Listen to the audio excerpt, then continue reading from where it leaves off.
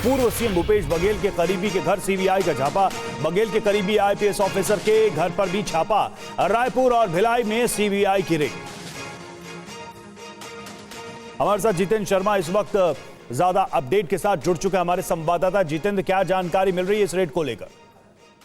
जी बिल्कुल, देखिए रायपुर और भिलाई में 4 लोकेशन ऐसी हैं जहां पर सुबह तकरीबन 7 बजे के करीब सीबीआई की टीम पहुंची है। चारों लोकेशन पर एक साथ बताया जा रहा है। जो चारों लोकेशन है ये दरअसल भूपेश बघेल के बेहद करीबी आईपीएस के लोकेशन हैं, उनके ठिकाने हैं जहां पर सीबीआई इस वक्त रेड कर रही है और लगातार इस केस से जुड़े जितने तमाम दस्तावेज हैं वो वहां से इकट्ठा किए जा रहे हैं। दरअसल हालांकि अभी तक सीबीआई की तरफ से इस बात की पुष्टि नहीं की गई कि कौन से केस में रेड चल रही है, लेकिन जो सूत्र हमें बता रहे हैं कि जो एक बैटिंग ऐप थी उसके आरोप भूपेश बघेल तक पहुंचे थे और उसी को लेकर फिलहाल जो सीबीआई है वो इस कार्रवाई को आगे बढ़ा रही है। जी शुक्रिया आपका इस जानकारी के लिए, इस अपडेट के लिए।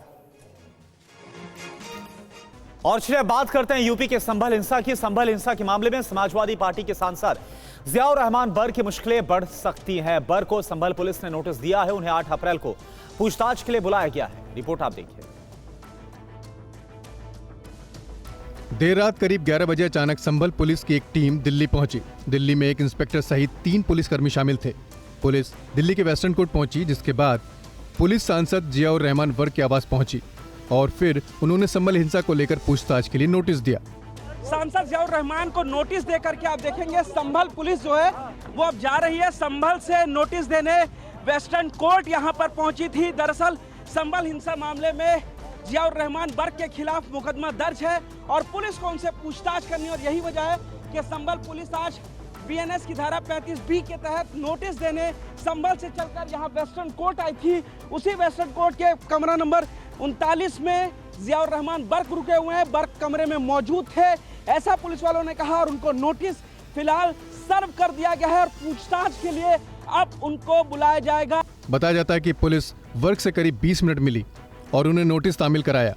वर्क ने कहा कि पुलिस की जांच में पूरा सहयोग करेंगे। देखिए, जो नोटिस दिया गया है सेक्शन 35(3) के तहत वो रिसीव कर लिया है और माननीय हाई कोर्ट के आदेश अनुसार जो विवेचना की है उसमें पुलिस ने सहयोग के लिए कहा। तो मैंने, जाहिर सी बात है, मैं इस देश का नागरिक हूँ, सांसद भी हूँ, तो मैंने उनको ये विश्वास दिलाया जो भी जांच में सहयोग की जरूरत पड़ेगी मैं पूरा सहयोग करूंगा। इधर जामा मस्जिद इंतजामिया कमेटी के सदर एडवोकेट जफर अली की गिरफ्तारी के विरोध में कल जिला बार एसोसिएशन ने कलम बंद हड़ताल का ऐलान किया।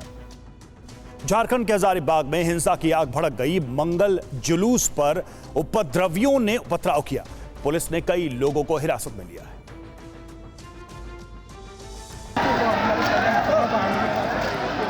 झारखंड के हजारीबाग की सड़कों पर जहां तक देखिए पुलिस ही पुलिस है। सड़कों पर किस तरह पथराव और उपद्रव किया गया, तस्वीरें गवाही दे रही हैं। पुलिस उपद्रवियों के खिलाफ एक्शन में है। कई लोगों को गिरफ्तार किया गया है। पथराव से ठीक पहले की ये तस्वीरें हैं, जब धूमधाम से जुलूस निकाला जा रहा था। भगवान राम और हनुमान की मूर्ति के साथ भव्य मंगला शोभा यात्रा निकाली जा रही थी। इस धार्मिक जुलूस में देख सकते हैं कुछ बच्चे भी थे जो गदा के साथ शामिल थे। शोभा यात्रा शांति से निकाली जा रही थी। इसी दौरान झंडा चौक के पास कुछ उपद्रवियों ने पथराव कर दिया, जिसके बाद अफरा तफरी मच गई। पथराव की खबर के बाद हजारों लोग जमा हो गए। पुलिस के मुताबिक पथराव में किसी को चोट नहीं आई। पथराव के बाद हालात तनावपूर्ण लेकिन नियंत्रण में बताए जाते हैं। रामनवमी महासमिति के सदस्यों के साथ पीस कमेटी के लोग शांति बनाए रखने की अपील कर रहे हैं।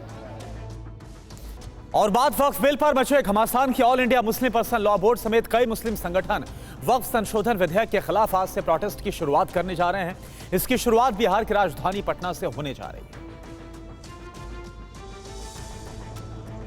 आज से शुरू होने जा रहे विरोध प्रदर्शन से पहले all India Muslim personal law board ने कल अहम बैठक की। इस बीच पटना प्रशासन ने सुरक्षा के कड़े इंतजाम किए हैं। घटनास्थल पटना के गर्दनी बाग में मुस्लिम समुदाय के लोग जमा होंगे। मुस्लिम संगठनों ने बीजेपी की सहयोगी पार्टियों को सख्त चेतावनी दी है।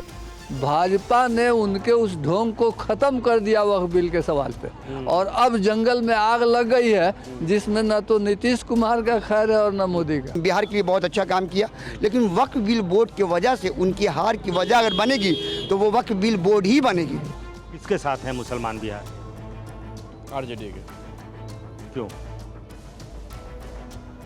हमेशा वो मतलब काम किया है मुसलमानों के साथ, मतलब लालू जी अपने समीकरण पर एमओआई समीकरण मुसलमान या तो उस समीकरण की वजह से नीतीश कुमार कहते हैं कि हमने काम किया, मोदी जी कहते हैं हमने सौगात दिया। तो वो भी किए, नीतीश कुमार भी काम किए, कप्तान घेराबंदी किए, भागलपुर राइट हंगामा में लोगों को पेंशन दिए, काम तो वो लोग भी किए।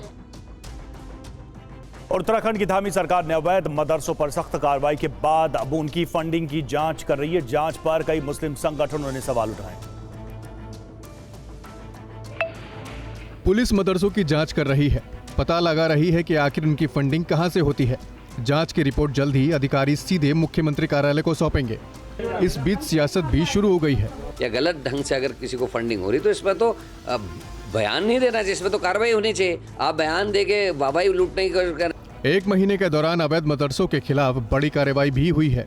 अब तक प्रदेश के 136 से ज्यादा मदरसों को कागजात पूरा न होने पर सील किया जा चुका है, जबकि रिपोर्ट के अनुसार पूरे प्रदेश में 500 से अधिक अवैध मदरसे संचालित हो रहे हैं। उधर मदरसों की फंडिंग की जांच पर कुछ मुस्लिम संगठन नाराज हैं। हमारे लोग यही मस्जिदों से, हर हमारे यहाँ जुमे में आदमी आता है, हर गरीब अमीर हत्ता के सब्जी बेचने वाला ठेली पे, जब वो ठेली पे बेच के जुमे में आता है वो भी 50 रुपए मस्जिद के गले में डालता है। क्यों डालता है? हमारे यहाँ कॉन्सेप्ट है, साज कंगन को आरसी क्या और पढ़े लिखे को फारसी क्या, कोई दिक्कत कहाँ है भाई? अगर मैं सही हूँ तो जांच हो जाने दीजिए, कोई दिक्कत किसी के लिए भी नहीं है। ट्रांसपेरेंसी आएगी, एक ईमानदारी का सर्टिफिकेट मिलेगा। जो ईमानदार होंगे उनको छेड़ा नहीं जाएगा, जो गड़बड़ होंगे उन्हें छोड़ा नहीं जाएगा। बताया जाता है कि कई मदरसा संचालक मदरसे के नाम पर निजी संपत्ति बना रहे हैं और शिक्षा के नाम पर बच्चों को कट्टरपंथी बनाने की कोशिश कर रहे हैं। हाल ही में भी आपने देखा होगा कि बहुत सारी अवैध प्लॉटिंग प्राधिकरण में अध्यक्ष महोदय, हमारे सचिव महोदय के निर्देशों के अनुपालन में हमने लगातार कार्रवाई की है। काफ़ी बीघा प्लॉटिंग हमने ध्वस्त करी है और जो भी अवैध निर्माण की शिकायत या जो भी अवैध निर्माण पाया जाएगा उसके खिलाफ विरुद्ध जो है सुसंगत धाराओं के क्रम में कार्रवाई की जाएगी। और देखिए, औरंगजेब के कब्ज विवाद के बाद महाराष्ट्र सरकार ने केंद्र सरकार से मांग की है कि पुराने राजाओं के किलों की हिफाजत की जिम्मेदारी उन्हें सौंप दी जाए। वहीं सदर में अवैध मदरसों के खिलाफ भी कार्रवाई की मांग की गई। औरंगजेब विवाद महाराष्ट्र में थमता नहीं दिख रहा है, उसकी कब्र को हटाने की मांग जारी है। इस बीच महाराष्ट्र के मंत्री आशीष सोलर ने केंद्र सरकार को एक चिट्ठी लिखी है, जिसमें शिवाजी महाराज और हिंदू राजाओं के किले के संरक्षण का अधिकार राज्य को सौंपने की मांग की है। महाराष्ट्र में छत्रपति शिवाजी महाराज और मराठा साम्राज्य के जो किले हैं, जो केंद्र संरक्षित है, एएसआई के पास है, वो भी राज्य संरक्षित करके उसका जतन और संवर्धन करने की क्षमता राज्य में है और उसको हम करना चाहते हैं। उसको महाराष्ट्र को वापस किया जाए, ये हमने मांग की। इधर विधानसभा सत्र के दौरान सरकारी जमीन पर अवैध मस्जिद मदरसे का भी मामला उठा। बीजेपी विधायक संजय उपाध्याय ने कहा कि उत्तर भायंदर में 1290 स्क्वायर मीटर में दरगाह सरकारी जमीन पर बनी है। इसे हटाने के लिए सरकार ने 20 मई तक की डेडलाइन दी है। 6 माले के झोपड़े में घर बन रहे हैं। अब केवल रेलवे के ट्रैक और फुटपाथ पे आना बाकी रह गया है। इतना कब्जा बैंड्रा रेलवे स्टेशन पर इन लोगों ने किया है। राज्यसभा में कल आपदा प्रबंधन संशोधन विधेयक पर चर्चा हुई। केंद्रीय गृह मंत्री अमित शाह ने चर्चा के दौरान विपक्ष के सवालों का जवाब दिया। इस दौरान उन्होंने कहा कि 15 से 20 साल तक किसी का नंबर नहीं लगने वाला है। और मान्यवर उनको ये होगा कि शायद हम आएंगे तो बदलेंगे। भाई बहुत देर है, 15-20 साल तक किसी का नंबर नहीं लगने वाला। आप जरा भी चिंता मत करिए, जो कुछ करना है हमें ही करना है लंबे समय। केंद्रीय गृह मंत्री अमित शाह राज्यसभा में आपदा प्रबंधन संशोधन विधेयक 2024 पर बोल रहे थे। चर्चा के दौरान उन्होंने विपक्ष पर कटाक्ष किया। कानून अगर बदलता नहीं है तो काल बाह्य हो जाता है। और मान्यवर उनको ये होगा कि शायद हम आएंगे तो बदलेंगे। भाई बहुत देर है, 15-20 साल तक किसी का नंबर नहीं लगने वाला। आप जरा भी चिंता मत करिए, जो कुछ करना है हमें ही करना है लंबे समय। इसके साथ ही अमित शाह ने सोशल मीडिया पर जानकारी दी कि केंद्र सरकार ने जम्मू कश्मीर से अलगाववाद को खत्म कर दिया है। शाह ने सोशल मीडिया पर लिखा कि हुर्रियत से जुड़े 2 संगठनों जम्मू कश्मीर पीपल्स मूवमेंट और Jammu Kashmir democratic political movement ने अपने सभी संबंध तोड़ने की घोषणा की है। इससे भारत की एकता मजबूत होगी। मोदी सरकार की एकीकरण नीतियों ने जम्मू कश्मीर से अलगाववाद को खत्म कर दिया है। और लखनऊ में कल समाजवादी पार्टी के एक विधायक ने रोजेदारों के साथ नमाज पढ़ी। कौन है ये विधायक, देखिए इस रिपोर्ट में। सफेद कुर्ता पजामा ऊपर से काला कोट और कंधे पर छिटकदार गमछे के साथ नेताजी नवाजियों के बीच अलग ही दिख रहे हैं। नेताजी का नाम रविदास मेहरोत्रा है और एसपी के विधायक है। ये वीडियो सोशल मीडिया पर वायरल है, जिसके बाद सियासत तेज है। नेताजी ने सियासत का गमछा तो धारण किया, लेकिन अपनी लाल टोपी नहीं बदली, यानी पार्टी को सिर माथे रखा। एसपी विधायक के इस चेहरे पर सियासी गलियारे में चर्चा गर्म है। बताया जाता है कि रविदास नमाज के बाद इफ्तार में भी शामिल हुए। और अब बात बिहार में दिन दहाड़े बाप बेटी की हत्या की वारदात आरा रेलवे स्टेशन की है, जहां पर हत्या करने वाले युवक ने भी खुद को इसके बाद गोली मार दी। 3 शव एक साथ पड़े हैं। दिल दहला देने वाला ये मंजर आरा रेलवे स्टेशन का है। देख सकते हैं कि प्लेटफॉर्म के रैप ब्रिज पर ये तीनों शव पड़े हैं, जिसमें एक लड़की और इसके पिता के साथ एक युवक का शव है। लड़की के पीठ पर बैग बंधा है, वहीं उसका सूटकेस भी पास में है। पिता एक किनारे और युवक दूसरी छोर पर।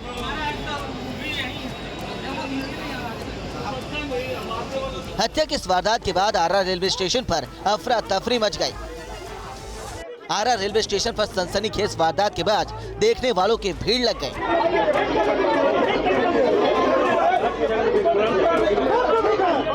पुलिस ने तीनों की पहचान कर ली है। हत्या करने वाले युवक का नाम अमन बताया जाता है, जबकि मृतक आयुषी नाबालिग थी, जिसके पिता अनिल उसे दिल्ली छोड़ने जा रहे थे। उससे ऐसा प्रतीत होता है कि यह शायद प्रेम प्रसंग का मामला था। यहाँ पे जो भी ये परिजन है उनके द्वारा यह बताया जा रहा है कि इस लड़के को उसके पिता दिल्ली की ट्रेन में बैठाने जा रहे थे और इसी क्रम में आकर युवक ने पहले इनको गोली मारी, फिर अपने आप को गोली मारी। डबल मर्डर और युवक की खुदकुशी के बाद परिजन पहुंचे और रेलवे स्टेशन पर चीख पुकार मच गई। बताया जाता है कि अमन नाम के युवक ने पहले आयुषी और उसके पिता के सिर में गोली मारी और फिर खुदकुशी कर ली। यूपी की बस्ती में पुलिस कस्टडी में एक नाबालिग बच्चे की मौत का मामला सामने आया है।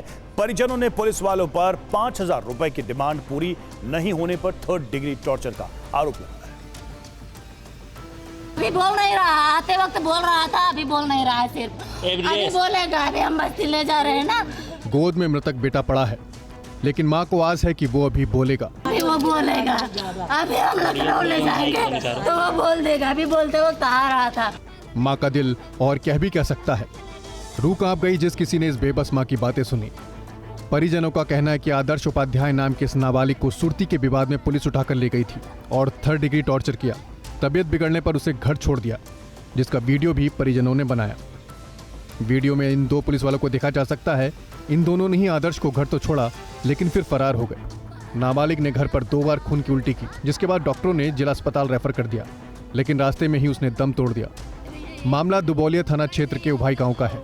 और देखिए खबर लखनऊ से है, जहां लखनऊ में एक स्कूटी हादसे में भाई और बहन की जान कैसे बाल बाल बचे, लेकिन स्कूटी का इस हादसे के बाद हश्र क्या हुआ, ये आप देखिए।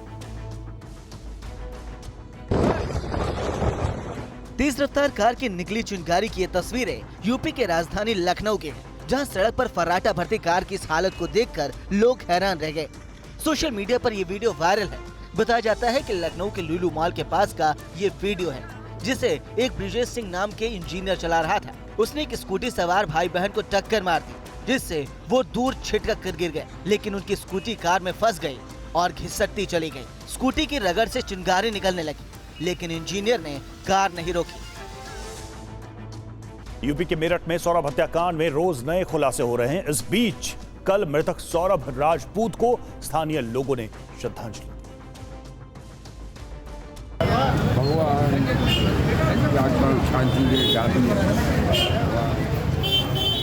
मेरठ के लोगों ने ये शांति प्रार्थना की। ब्रह्मकुमारी इलाके में आयोजित इस शांति प्रार्थना में लोगों ने कैंडल जलाए और मृतक सौरभ राजपूत को श्रद्धांजलि दी। इस दौरान सौरभ को इंसाफ दिलाने के लिए लोगों ने नारेबाजी की और आरोपियों के लिए फांसी की मांग की।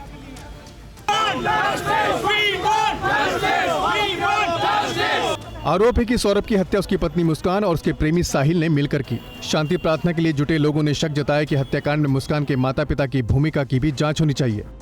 इधर पुलिस ने जांच तेज कर दी है। कल मुस्कान और सौरभ के घर पर फॉरेंसिक टीम पहुंची, कई सबूत जमा किए गए। वहीं मुस्कान और सौरभ के कमरे की वीडियोग्राफी भी की गई।